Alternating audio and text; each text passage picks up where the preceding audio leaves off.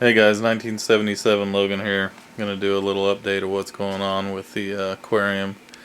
As you can see, I have a light fixture sitting above the tank temporarily. This is the Maxspect 420R, the 27-inch, 160 watt model. And it took me a long time to decide on lights. I was gonna go with Aqua Illumination Vegas.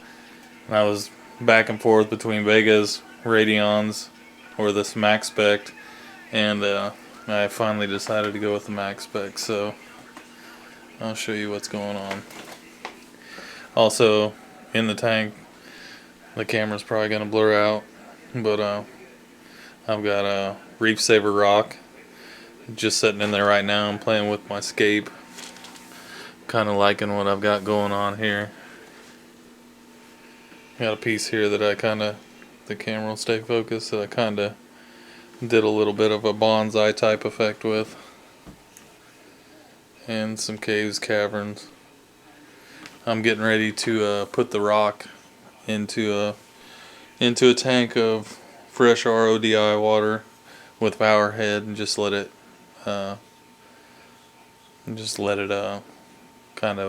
blow around in there and get all the debris and stuff to fall off, and hopefully if there's any leaching of phosphates or anything like that, I'll do some water changes on it, keep replacing the RODI water until I get the tank ready to go.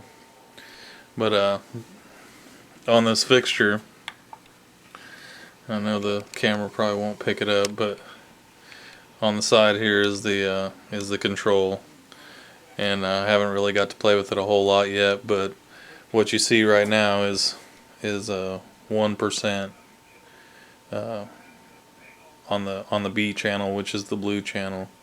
So that's what 1% is. That's what they would recommend running the moonlights at, and I think that's probably going to be too bright. We'll have to wait and see. But I'll go ahead and flip through some of the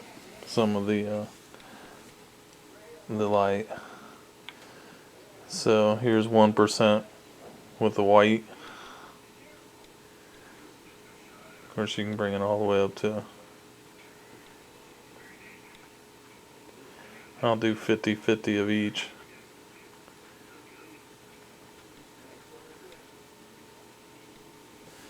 That's basically a 50-50 blend right now. I know this camera is just gonna get a color out because the intensity. It's really bright, and on 100 it's extremely bright. So what I'll do is I'll switch back over to channel A, which is the white side. I'll crank it down, bring it back down to 0. Oh, that was 100. There's 0. This is the all blue. I mean, the camera's not doing this justice at all. I mean, so far I'm extremely impressed with this light. Extremely impressed with it. I actually held it up to my BioCube and put it on 50-50, and the colors explode. My Aussie War Coral, it's neon pink with a neon green mouse. It's just amazing. I can't wait to get corals in the tank. My Forest Fire Monopora Digi, it's in the bio tank under PC lighting. It's kind of like it's supposed to be red, but it's kind of a brownish red, and under these lights it's just brilliant red with a blue flesh underneath the polyps. It's amazing. But I haven't really played with the light a whole lot yet. It's got factory presets. It's got 6 settable time points. If the power goes out, it actually retains its memory. So I'm thinking that I'm going to be pretty satisfied with this light. So far, I know I am with what I'm seeing. Let's see. I'll give you a shot of the ballast. The ballast is pretty good size. I'll show you compared to my hand. It's the size of like a small car amplifier. I was actually surprised at the ballast being that big, but it's okay, no problem. on the side it's got a power switch and light tells you it's on, but that's the box that it came in. I ordered it from Salty Supply. They got it to me quick. I couldn't find it in stock in a lot of places, which I'm hoping that's a good thing, because I'm hoping it's a really good fixture. And like I said, so far I'm really impressed with it. I can't believe how intensely bright it gets. It comes in the kit. It comes with the legs for mounting it on the aquarium, if that's what you choose to do. I don't think that I'm gonna. I just have it sitting here for now, but that's not the way I'm gonna mount it above the tank. I think it takes away from the look of the rimless tank. So what I did was, at work last night, I came across some conduit that was being thrown away, and I went and talked to the head engineer at work, asked if I could have a few pieces of it, and what I'm going to do is I'm going to make my own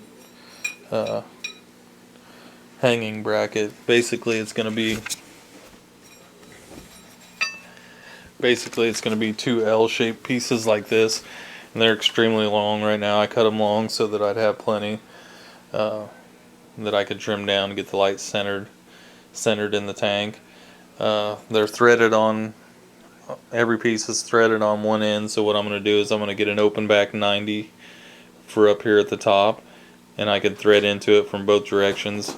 Should be able to run my wiring, I hope, through the inside of the conduit, and then I will get it all trimmed down, plug the ends, the top ends that point out towards the front of the tank, and paint them all a gloss black.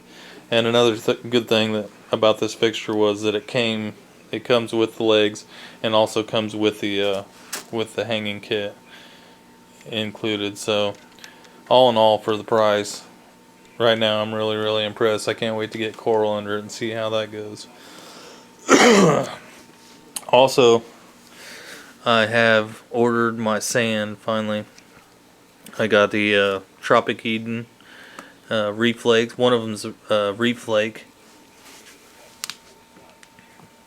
That's the mini flake. The reef flakes, a little coarser than the mini flake, and my plan is to mix the two, and hopefully that gives me a good substrate that won't blow around my cat. I got on Reef Central and used their calculator to figure out I wanted about a 1.5 2-inch sand bed, and for my tank size, 60 pounds was what I needed. They sell this in 30-pound bags. This comes from Premium Aquatics.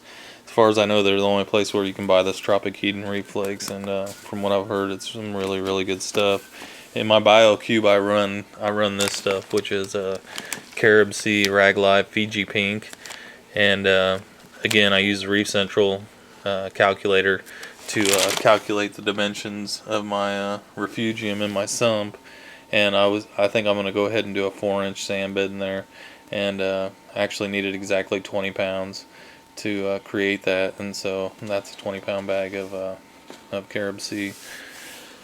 Not to make this video go on super long, but I have the doors for the cabinet ordered through a local Amish guy that builds cabinetry, and basically I'm just waiting on him to do the doors. They're an oak door with a glassed in front, and I believe we're going to window tint the glass like limousine black.